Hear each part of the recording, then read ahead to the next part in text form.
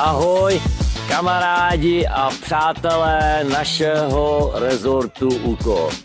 Dneska vás zdravím jako Rosíčka Jarda a hlásím se s aktuálním počasím. Na Bedřichově máme za sebou jizerskou 50 z minulého týdne a dnes nám připadlo dalších poctivých 15 čísel sněhu a podmínky jsou naprosto ideální.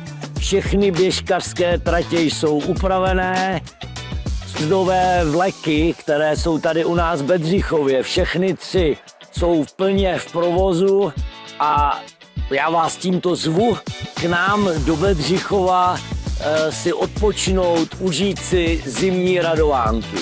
A samozřejmě, co vás všechno čeká?